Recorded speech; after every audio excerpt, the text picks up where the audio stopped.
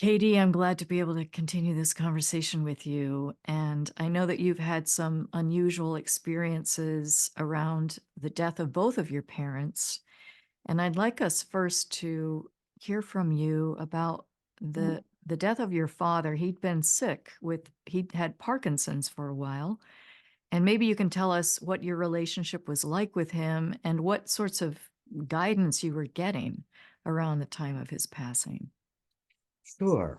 So yes, my dad, at least during my childhood, I felt that I had bonded with him more, whether it was a male thing or just there were qualities about his personality. He was a very heartful person and very warm and at a slow pace, I'll say, because my mom was very different than that, which I'll talk a little bit about later. But yeah, so there was just this bonding, and there was actually even like a sadness or a sad quality that I perceived about him that I don't really know if that was my projection or not, you Mm. know.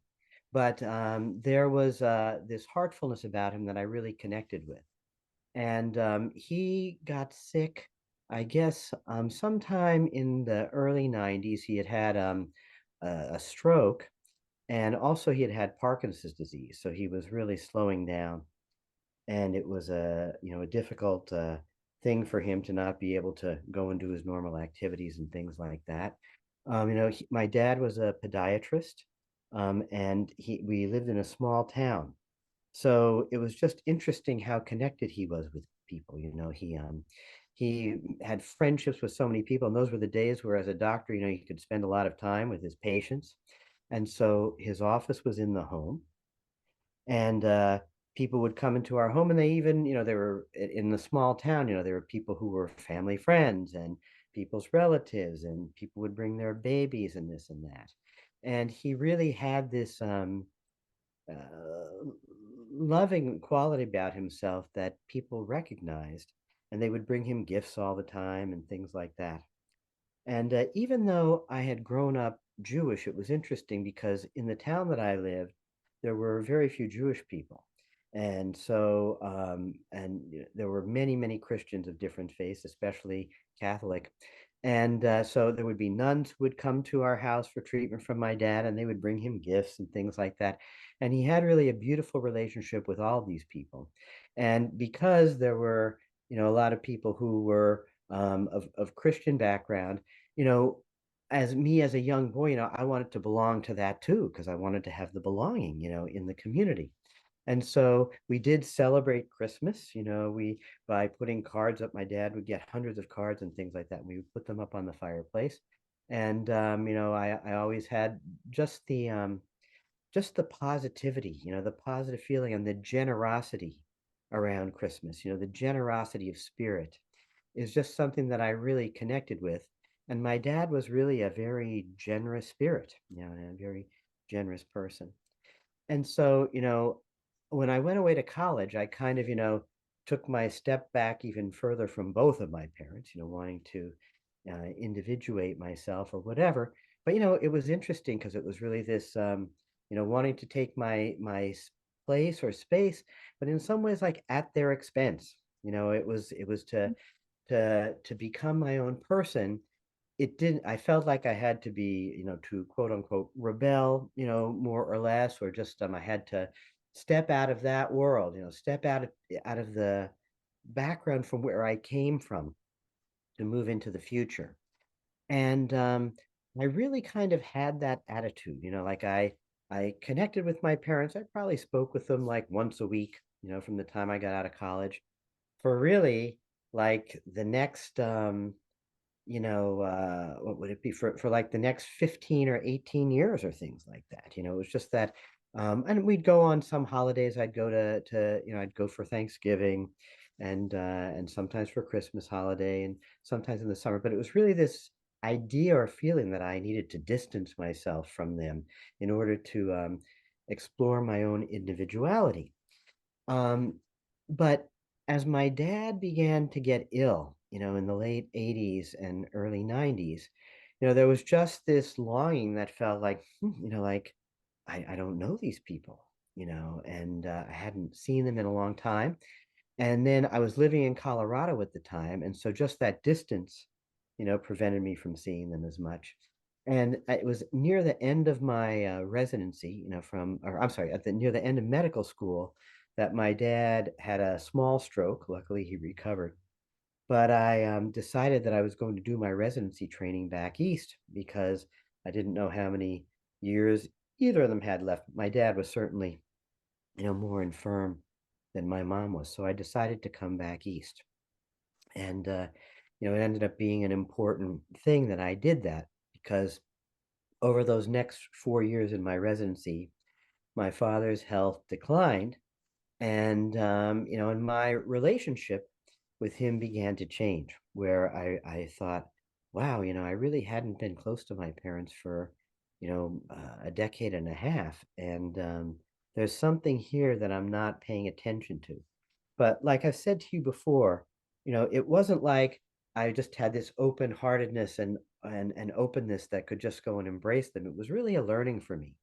And it was kind of a lesson that, I feel just so lucky and blessed that I was able to learn.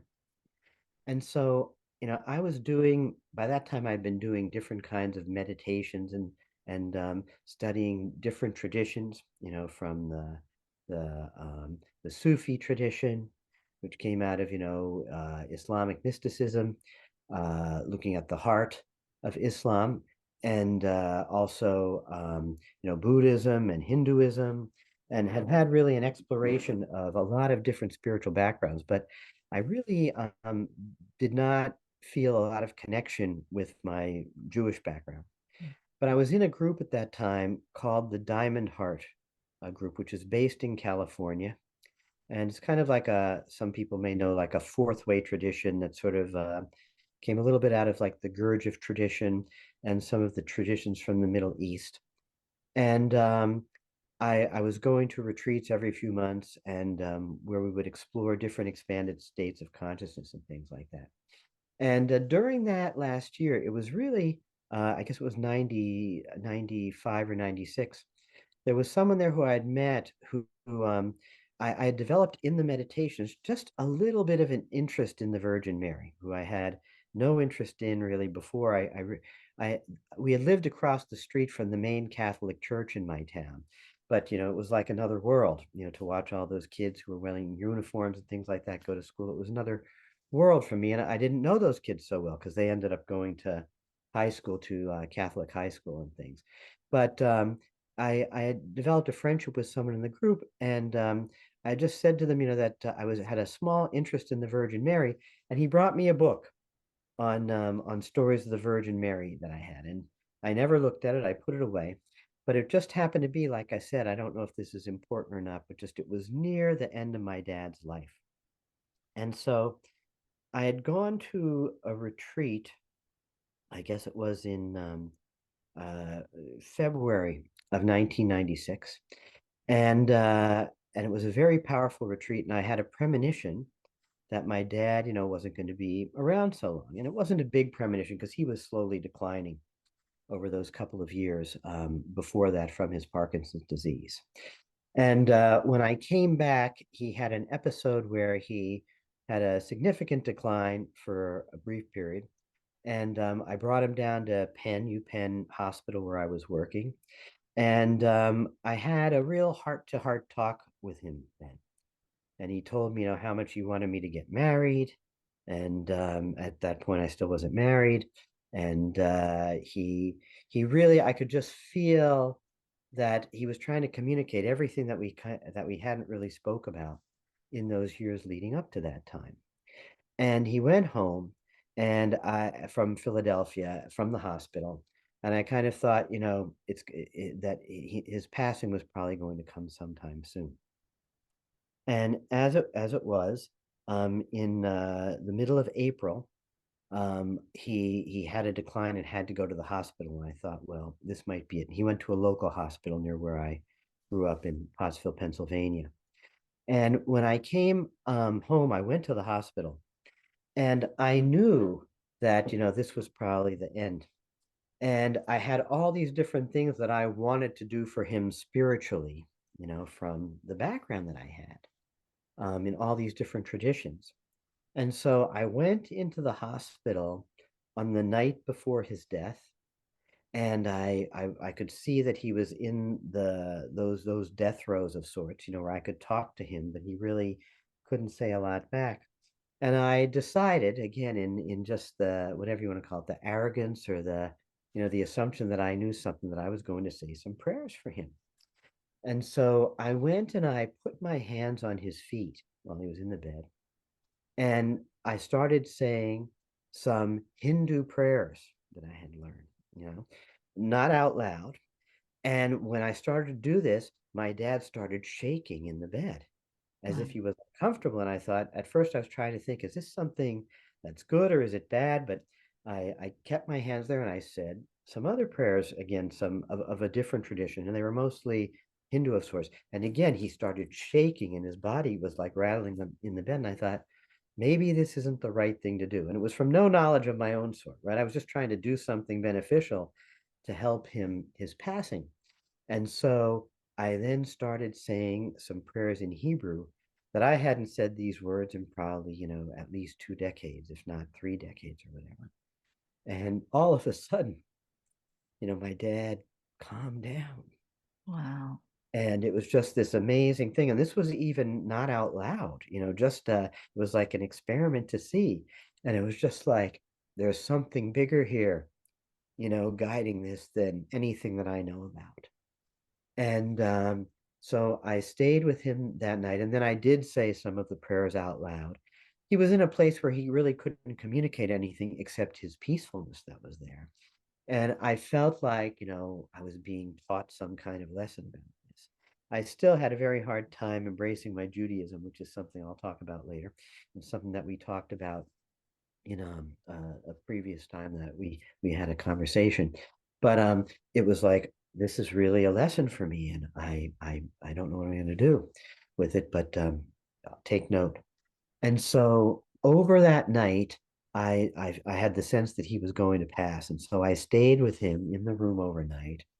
And it was a blessing because I was with him when he passed away at about 5 a.m. I was the only one at the hospital at that time.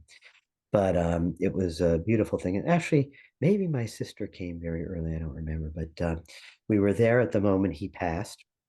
And then it just kind of like came back to me, things that I'd heard from my childhood when I had participated, in Jewish service and things. Well, the body should be, somebody should be with the body until the time of the burial.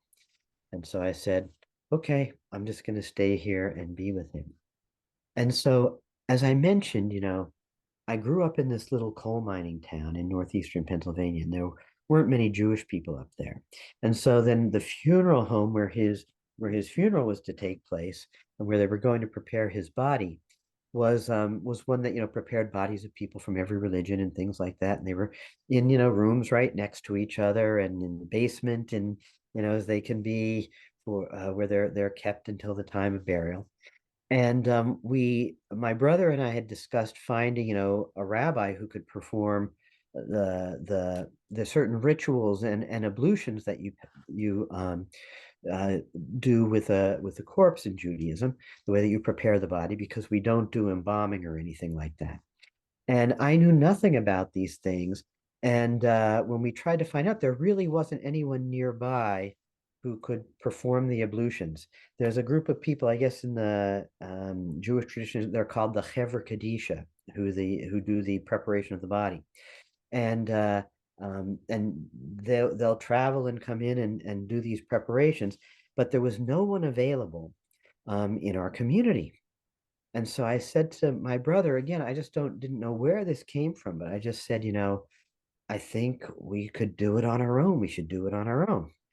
And like in so many traditions, it's really very simple. In Judaism is very, very simple. Just are basically pouring some cups or like buckets of water over the body, and then you just place the body in a white, shroud, and then they're put in a simple casket, which is typically not something fancy. Some people can have a nicer casket and things, but we decided to just do the simple basic thing for my dad. And so again, it was in a way, it was kind of something shocking because I had never even thought about doing it until these moments when, we found out that we couldn't get someone else to do it. So my brother and I were in the basement of this funeral home, in this little town that had been there 100 and some years, and the basement was kind of like a little bit of an iffy place, but it was like, okay, this is what we're going to do. And the first thing that was just so powerful was seeing my own father's body there, lying there, and just realizing that he had left that body, that he was not there anymore. And it was just such a clear understanding. And, as if his soul had left and that we were just left with, his coil that was left over after he had gone. And so we did these ablutions where we poured, I don't remember how many it was, but maybe it was like, five or six, cups or something of water over the body. It was bigger than a cup. And then we put him in this shroud and covered him, not being able to see him again after you put him in the shroud. And we lifted him up and put him in the casket. And then from that time, the casket is closed and you can't see the body anymore. And we brought the casket then upstairs in the funeral home. And like I said, this is in a small town, so there were other caskets in the funeral home, and just like the room next door and things, as they would move the caskets in and out. And I decided from that point, again, not from any um, you know, specific knowledge or from any strong calling that I should sit with my dad's casket overnight, but it's just like you're just supposed to do this, it was like, okay, I guess I'll do it. And so I was sitting next to my dad's casket to be with it till the next morning, because in Judaism you attempt to bury the person as soon after they pass as possible. And I decided that I was going to meditate there next to him. And so what I found was just I had the easiest and most powerful meditations of my life.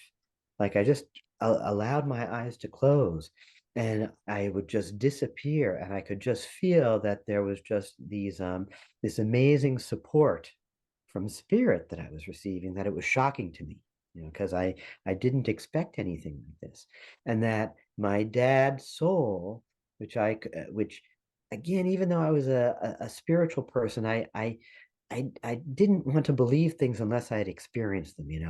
And I felt like there was this presence in the room with me, performing this meditation of blessing my dad, in very, very deep meditation.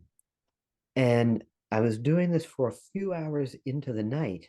And then I began to feel like that there was something disturbing the atmosphere. And I was trying to figure out why I wasn't comfortable. And something told me to go into the next room of the funeral home and see what was going on there. And so I got up and I went into the next room, and there was another casket in that room that was that was in the room with another body in it. And something just said, you should meditate for this person.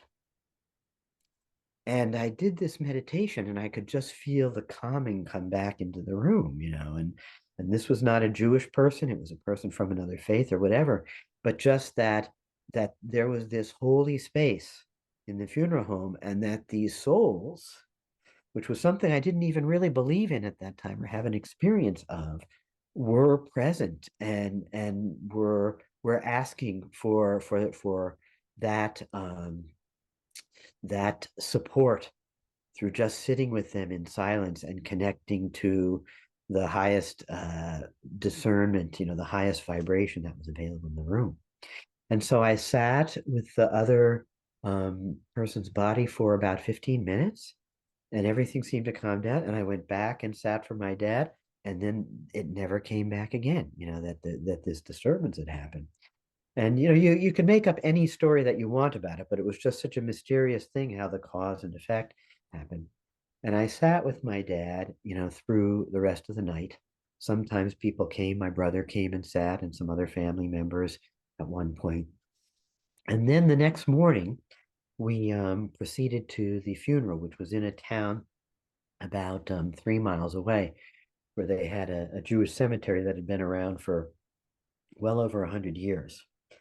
And so at my dad's funeral, again, the ceremonies are very short. And we lowered my dad's casket into the grave. And in the Jewish tradition, you put a handful of dirt on the casket, and it's dirt and rocks and things. And it's kind of, I guess, a recognition of the finality, by doing a shoveling of a shovel of dirt, or throwing some dirt on there. It's like the ashes to ashes, dust to dust, and this is the real thing, and you could hear the dirt and the sound of the rocks go onto the casket. And again, I was moved at that moment. Something said, you should shovel your father's grave, the whole thing. And Mm. so people were getting ready to leave, and I had said to my family members, I'm just going to stay here because I just feel that I want to do some more shoveling of my dad's grave. And so I was there with two grave diggers, not to be disrespectful at all, but it was almost like out of a Dickens, kind of scene, just the people I was there with. And I said to them to just stand back while I shoveled my father's grave. And it took me about, I guess, a half an hour or 40 minutes to completely cover his grave up until it was at the ground level. And at the end of this, I just felt this tremendous freedom. It was as if I had settled any of the stories, or any of the doubts, or any of the disagreements, or any of the issues that I had with my dad. And it was just this remarkable thing. And in that moment, again, it was this, as somehow I was given this gift of understanding that there are meaning to all of these rituals that we have. They're not just something that someone's designed, or that some clergy person designed, or that the religion itself designed, that for just for no good reason. That in these rituals, that there is some kind of archetypal understanding that is really useful and meaningful for us, and can help us through these difficult passages of life, whatever they are. And so it was remarkable because I left the cemetery feeling clear and free. And I went home, and there was a book that a friend of mine had recommended. It was called The American Book of the Dead. It's by someone whose name was E.J. Gold. And E.J. Gold he's another fourth way teacher of sorts. And he's a kind of like a very artistic, creative, a little bit of a radical person. And I never really, I looked at his books a couple times on a shelf in a bookstore, but it never really pulled me toward him and grabbed him. But because this friend recommended this American Book of the Dead, I decided that I would say these prayers. And it's set up in the same way as the Tibetan Book of the Dead, where there are 49 short chapters, like the 49 days of the mourning period, after the funeral. And this book is like a wild book. And it's not even a book that I recommend, except it was very powerful for me. And I don't know the reason why, if it was because a friend recommended or whatever. He would mix in the prayers things about comic book characters and jazz music and this and that, even though it was modeled on the Tibetan Book of the Dead, which is much more serious. And I read these daily prayers, sometimes with disdain, and sometimes with humor, and sometimes with, what am I doing here? But something, again, it just seemed like on a very refined, subtle level, was just saying, you should continue to do this. And each day I would have these connections with my dad's soul in some ways, of what I was able to interpret it as. And just sensing that I was helping to guide his soul to the next realm, wherever that was. And I did the prayers every day for the 49 days until they ended. And then again, there was another sense of relief on top of the freedom that I was always feeling. And since that time now, that's been 96, oh 06, 16, almost over 25 years at this point. I really felt that no regrets with anything in my dad's life, and that who knows if things will ever come back again to be processed on another level, but that somehow this connection to these rituals, and my ability to listen to them, and even though it wasn't that I chose to do it, it was like something was surrendering me to do it, that there is this beautiful insight that can be gained, and heartfelt solace, that we can gain from these types of rituals. And it was just a very powerful thing. Yeah, KD, thank you for sharing that. There's so many things that touch me about what you've shared.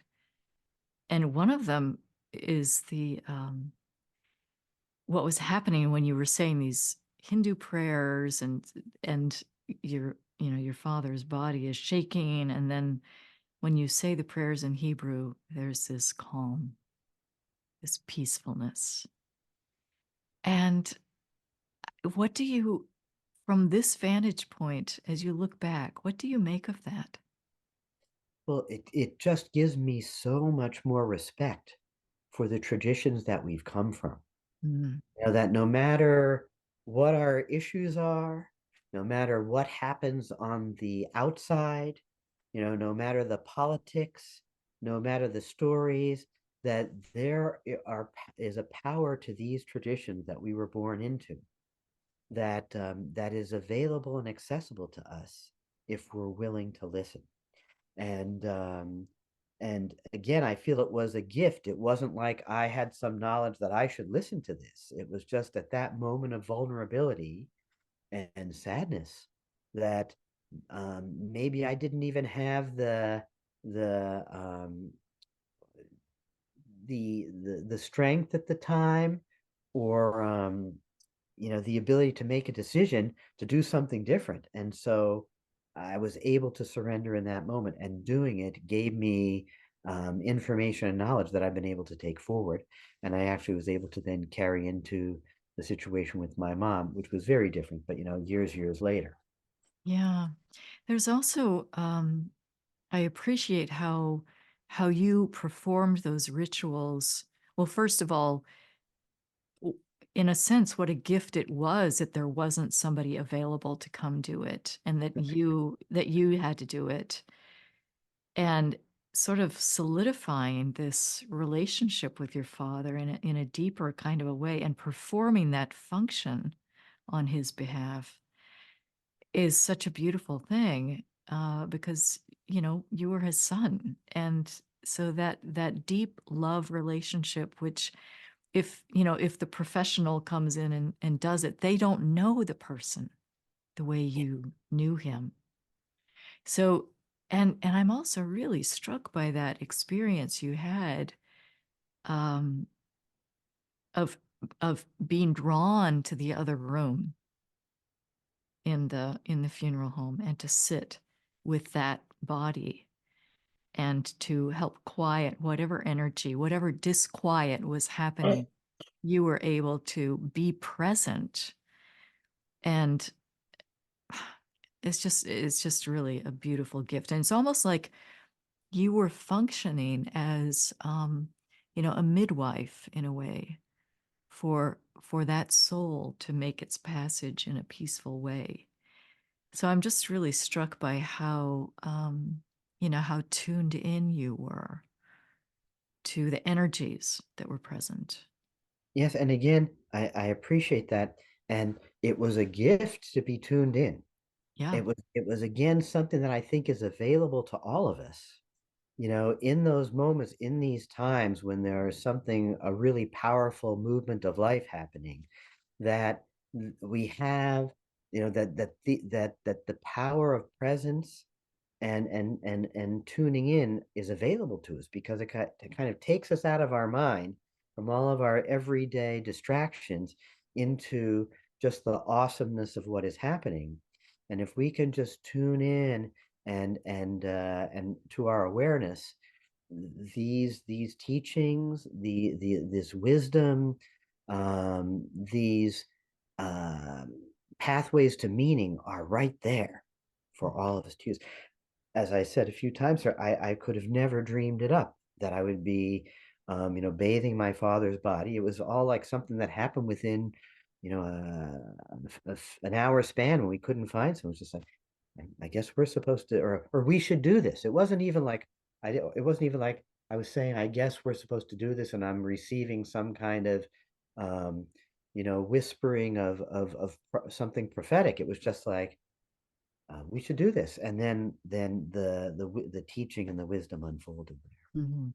And was that experience with your father a turning point for you in your own relationship with your Jewish background and heritage?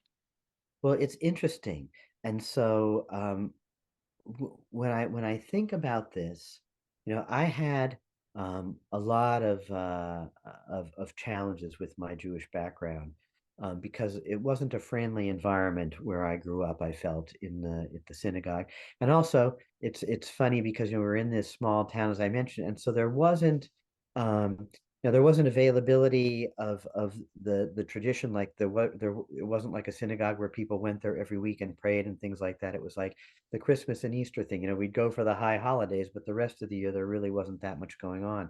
So I really didn't have um, that much draw to it. And then again, when I left home for college, I kind of felt I had to separate myself from all these things. So, but what it was a turning point at that time, Patricia, was that somehow I sensed there was something bigger moving in me, and I continued to resist it, but it was there. It was like this was a big unfolding, and I was almost, arrogant or naive in trying to sort of put it down afterward. Like, this was a great gift with my dad, but none of that other Jewish stuff. It was just like, so it was kind of, I feel that the Judaism was unfolding on a subconscious level or on a level below where my opinions and beliefs and preferences, existed. And it wasn't until, the experience with my mom, which was 20 years later, where it really began to manifest. Well, yeah, tell us about that. Tell us about your mom's experience and her passing. Yeah, so over those years, I continued to from 1996 on, I continued with this strong interest, like I'd said, in pardon me, in Hinduism. And I stayed in the Diamond Heart teachings, which I said they weren't really related to any specific religious background you could find. Maybe there was a distant um, relationship to some of the mystical teachings of Islam at the core, but there was none of it in the way that it was studied or practiced. And there was this resistance that I had, which I've talked about with you before, that went on for, the till I guess let's see, till the early 2000s, um, and I'll go to more the direct story with my mom. So hang on just one second. So I'm gonna look at a note here for a moment. Yes. Okay. So yes, so I was still interested in studying these other traditions, and I really continue to have no pull to my Judaism until in 2009 or so, I had this connection with the Divine Mother, as I said, where I had this opening to the Divine Mother. And what happened in this opening, which I'll just go into a small amount of detail because we had spoken about it before, is that I was at an event where we were singing spiritual songs, and I was singing my heart out, and someone came up behind me and tapped me in the shoulder. And I immediately felt as if I had done something wrong, as if my mom was coming up to me and saying, you're singing too loud, or stop that, Jeffrey, or something where I was, um, being told that that excitement that was there was not okay. And so in that moment, when I turned around to look at the person who tapped me on the shoulder, it was like I was having this experience of my mom telling me that something wasn't okay. And then people said, the person who tapped me on the shoulder said, "No, no, everything's okay. We're coming to celebrate you, and we're coming to bring you up in front and sing for you." And I went to the front of the room, and people were singing for me. And I then had this, I saw this painting on the wall, with a woman in red, that I realized something in my mind said, "This is the Virgin Mary." And I don't know why I thought that. And then after people sang, I felt such joy after being in a place of such despair, that when I sat down, I had this understanding that said to me, even if my own mother wasn't perfect, the Divine Mother loves everything about me. And I had this big opening happen, where I was communicating with the Divine Mother. And I said, "Divine Mother, make me the husband you always wanted." And in that moment, she did. And I don't know again where those words came from, but it was again like some kind of inner guidance, or discernment, that I couldn't have made the decision myself to say those words, but some the goodness in us, something good in us, something that is affirming of life. We carry this knowledge. All of us carries this knowledge if we can just listen to it. And I was just lucky that I could listen to it in that moment. It wasn't like I had any special kind of quality that anyone else, doesn't, that we all have this thing. And so from that time, my relationship with women began to change. And the relationship with my mom began to change. My mom was the person who I felt was the difficult relationship in my life. And I judged her. I didn't like her personality. I felt that she was pushy. I felt that she was you know not deep. I felt that she was always running around, that I could never get her attention. And there were all these critiques and things that I had, that at that time I realized that, who am I to judge her personality? Like, this is someone who, on the core level, her whole life was focused so that I and my brother and sister could do better than my parents did. And what did it matter if I didn't like the way she ate her ice cream cone, or just, that she wasn't attentive to me in the exact way that I wanted it? Like, she had more than done her job. And this was all part of that understanding. And it gave me an opening and an understanding to the feminine, and just this appreciation for the feminine, and the divinity of the feminine, that's expanding in this world, but that we can use so much more of. So during those last years, from like 2010 until my mom's passing, I developed this closer relationship with her. And there was just this sense that I'm here to serve her in these final years. And so I watched her during that time go through periods where she was, afraid. In the last 2 years before her death, there was a point where just she developed this anxiety that seemed out of nowhere. And I was visiting her 4 days a week, or 5 days a week even, and then I would go back to Philadelphia for 2 days. She was living in New York at the time. And I would say to her, "Mom, I'll be back in 2 days." And the next day I would go, and she would call me up and say, "Jeffrey, where are you?" And I would say, "I'm in Philadelphia." And she said, "Well, where are you at? I haven't seen you." I said, "Mom, I was just there yesterday, and I'll be there 2 days from now on Wednesday." And she said, "Well, I don't know." Just this, you know, irritability and fear that was in here, to the point that I was, you know, uh, I wasn't going anywhere. I was starting to figure that I couldn't go on vacations, I couldn't travel and things, because I need to be with my mom. And when I was, I didn't know what to do about this. And so I went to a workshop, and something I was talking to you about earlier, in family constellations, which looks at how the impact of ancestral events and our ancestry on the way we currently live our lives. And so what happened with her was that, I'd gone to this workshop, and the facilitator was a wonderful facilitator. Her name is Susie Tucker, brilliant woman. And she had me do a constellation where I put my mom up in the front of the room, and I put someone to represent her mom. This wasn't my real mom. I put a representative for my mom and my grandmother up there. And she said to the woman who was representing my grandmother, "What do you want to do with Shirley?" Which was my mom. And she said, "I'd just like her to come near me and put my arm around her." And so the woman representing my mom went up to this woman representing her mom.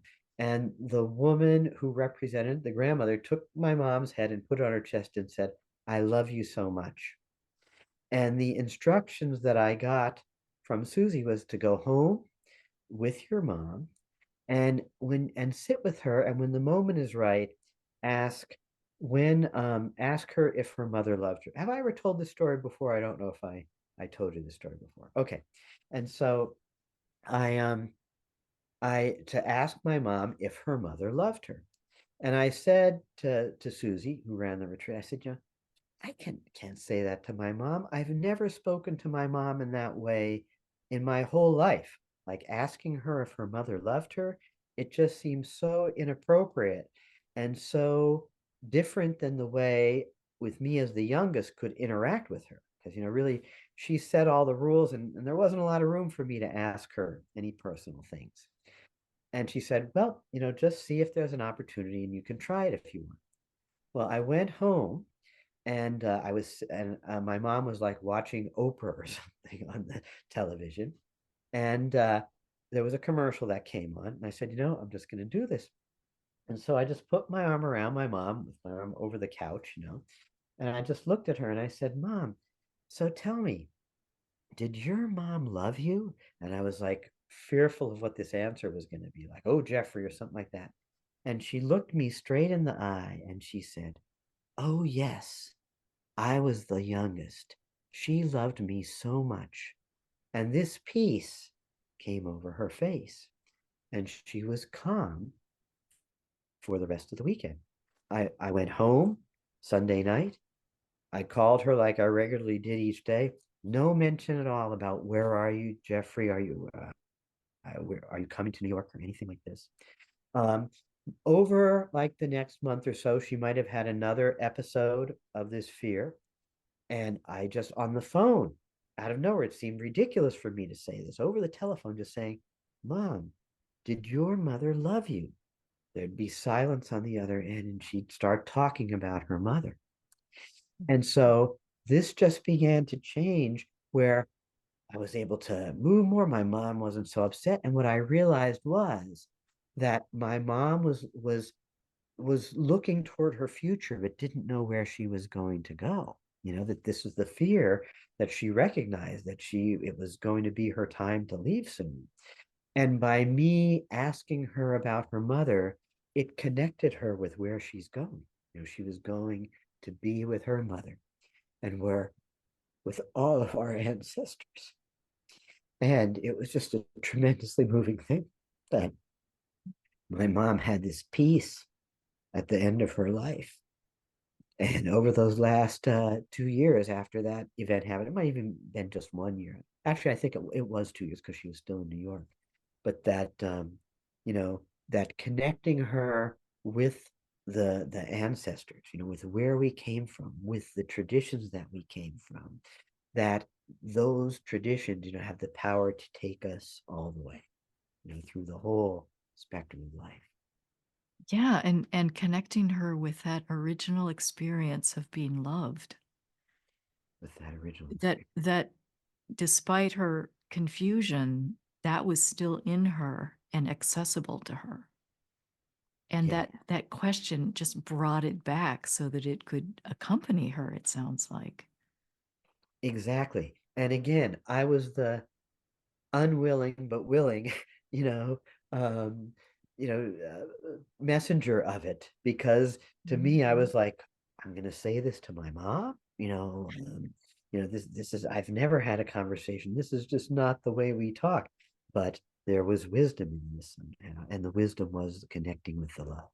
So And that moment of asking her that question took her to a deeper place so that she didn't react in her normal patterns, which was your fear, right? That she would think, "Well, why are you asking me that?" But it opened this up for her. It's so beautiful. Exactly, Patricia. And so it just again shows us exactly what you're saying, that our expectations or our projections or our stories and things, they are just those things, and that there is a wisdom in life, and there is a wisdom from of where we came from to where we are going. And that wisdom is accessible to all of us if we can just take a breath, you know. And as I say for myself, it was a gift. I think the gift of it is available. We don't have to know it all. We don't have to, go online and ask every question of what we should do for everything. That it is here as close as our breath, if we can just take a moment and let it in, you know. Mm. And so it's exactly what you said. It was brilliant what you said, and that's exactly what it was. And it's here for us. And then how did the rest of her life progress, and what was her passing like for you and for her? Yeah, so it was an amazing thing because I felt connected in with her from that time. We ended up moving her from New York to Baltimore, and still was visiting her every week, and usually would spend a weekend there or whatever. But there was this calm, this peace, this recognition, and there really was not fear. There was not fear in her at the time of her passing. And so as she was getting closer to her passing, she started to slow down. I guess it was her last 2 months that were more challenging for her. And really only it was only really challenging for her last few weeks, pardon me. But during the time when she started to really move toward death, as people do, you could see that they would go more inward to some degree. But my mom was pretty with it up until just a few days before her death. In fact, like maybe 5 days before I went out and I got her like a piece of pizza and some Chinese food and things like that. And she would even enjoy that up until that time. But when she died, as she was getting closer, I just felt that the resonance between us was getting bigger and bigger, and I felt that she really saw me, and I could really see her, and there was my own piece about the whole thing, that I felt like I was ready. And the readiness kind of went back to, everything that we were talking about with this understanding of just the feminine and the connection to the mother and our connections to our mothers as holy things. We our mothers are holy people, and no matter what our opinions are about them. And so we were in a meeting about her care, because she was going downhill pretty fast. That me and my brother and sister and other family members were in a meeting about what to do for her, because it seemed like she would pass in the next few days. And when we came back to the room, um, the aide who was with her said that she had just passed, like in the last minute, and she was lying in the bed. And I went up to her, and I kissed her forehead, which was still warm. And I took a picture of her at that moment, and I had someone take a picture of her with me at that moment. And I went into the bathroom and closed the door. And I raised my arms in the air, and I went, yes, because I felt that I had completed this relationship with my mother, and it was such a gift to be able to do that. Like I just know so many people who, it didn't happen that way. And I just and when this happened, I felt that, I would love to offer this to everyone, because it was just such a beautiful thing to have that peace. And so similarly, like I said with my dad, you know, I I I sat with her until we took her to the funeral home. I didn't stay overnight with her at the funeral home, but I did check that it was her in there, because there was a big funeral home with other people's bodies there and things like that. And then we took her up to the cemetery. And from what I had learned from that time with my father, I shoveled her whole grave, and my family members helped shovel the whole grave this time. And so it was a beautiful thing, to connect. And I've just felt, her all of that, all of the challenges, all of the angst, all of this judgment and things that I had, like I reaped the reward. That this stuff was all put aside for me by connecting into our deeper self, our higher self, which is so available to us. Mm, what a beautiful story. And the transformation of your relationship and the transformation of your own understanding and appreciation for your mother that came out of this experience that you'd had with the divine feminine. And part of your experience with the divine feminine after that opening that you had is the music that began to come, the songs that began to come. And tell us about the song that started to come for your mother well before her death.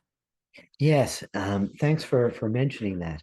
Yes, so about I think it was actually a year before her passing, a little bit more than a year. I was at a meditation retreat, and a song came to me that's called the Song of Living Waters, and I call it the brother and sister song because it's about family. And it came in one piece, like many of my songs do, not all of them, but some of them do. And this one came in one piece, but the last verse seemed to be missing. And there were times where I sat down and thought, I'm going to try and write the last verse to this song. But, my sitting there wasn't bringing anything up. And 2 months before her passing, the last verse just appeared in full.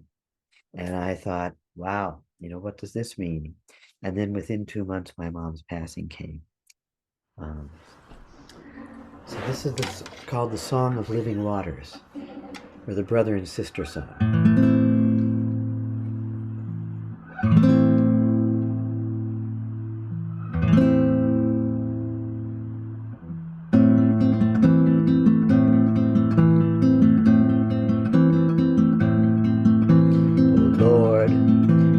Offered us our mother through the song of the sons and the daughters, a song that sings as living waters of love eternal. O Lord, you sanctify the mother the blood of the sisters and the brothers, a love unlike any other through time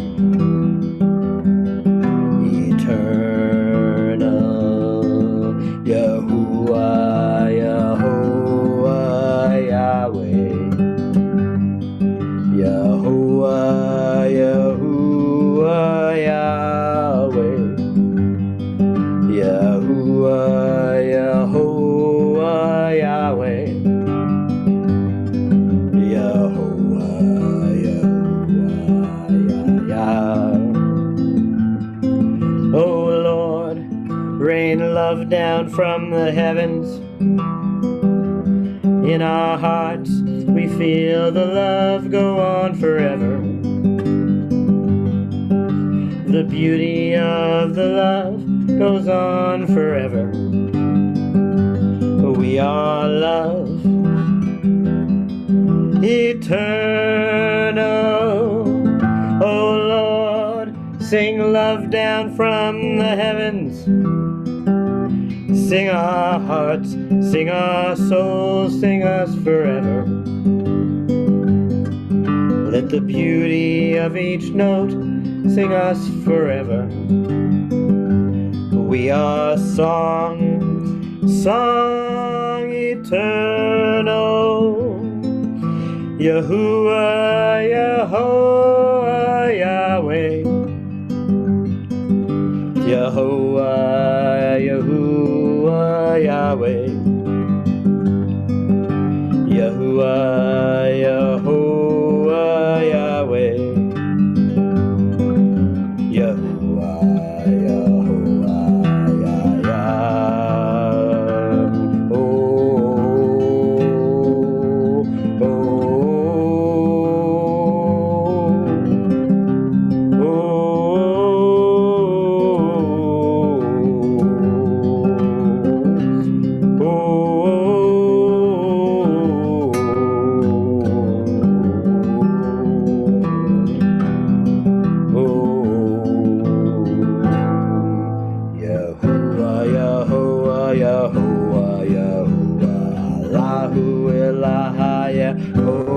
Yeshua.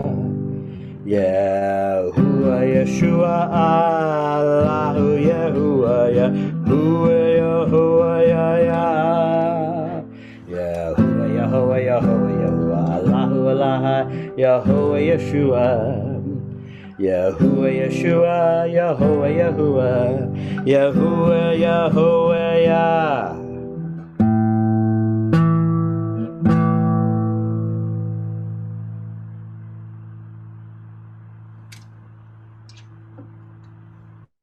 That that was really beautiful, KD. And I'm wondering, when you sing that, do you feel like in your body, do you feel that connection with the Divine Mother, with your own mother? What is it like to embody that song that came to you like that? Well, yes, with I feel the connection with my mother and I feel the connection with the whole Abrahamic tradition, Mhm. you know, because it's a song, I didn't choose to put these words in here, and it refers from, Yehovah, Yahuwah to Yeshua, Jesus. Right, right. Allahu Ilaha, it's the Mhm, same name, it's the same source, and it's the mhm, song of living waters, the source of living waters, that from the baptism to the mikveh to the water of life, which is what we come mhm, from, right? Without water, we couldn't exist like this. So it just gives me this connection with my own family lineage and mhm, with all of our lineages, and really that we all have come from that same source, mm. and this mystery is there. So beautiful, and water is such a universal symbol of that, um, the water that connects us all. So, Katie, as you reflect on these experiences that you've had with your parents' passings, is there anything that you would want to impart to others about maybe how they might approach the passing of a loved one? What did you learn that you might want to share? Well, the most important thing I learned is just the affirmation and the reaffirmation of what a gift this life is. Mhm, This life is a gift, and the people who came together to bring us this life in this incredible mystery that we'll never comprehend, it was through an act of love, and that the best of those people came together to bring us here. mm, And in each one of us, we have that goodness at the core, at the deepest level. And that, recognizing this, especially for me, like whatever my opinions or judgments were about my parents, that they're were perpetuating this trajectory of the goodness of life into this world through each of us. And what a precious thing that is. And that, you know, in these moments of awe with deaths and births, they're just these opportunities to, even for a moment, just be with the immediacy and the power of what is there outside of all of our stories and outside of all of our emotions and everything else. And just listen, because the goodness of it all and the sacredness of it all and the mystery of it all is just available right there for us. And it's that mystery of love, the creation is love. mm. What a beautiful wrapping up of the gift of those sacred moments that you have had. And I want to just say how much I appreciate your willingness and ability to um, suspend whatever resistance or skepticism you might have had that you carried into those moments. You allowed those to be set aside so that you could be fully present to the moment and to your loved ones as they made that sacred crossing. So I want to thank you for the example that you have given us about how that can be done. Well, thank you so much. And it was a gift, and it's a gift I believe is truly available to all of us. Yes. May Yes, we all have this blessing. indeed. Well, thank you. Thank you, Katie, for the depth of your sharing. It's really been a joy to be in this conversation with you. So many, many blessings. And to you, thanks so much, Patricia. Thank you.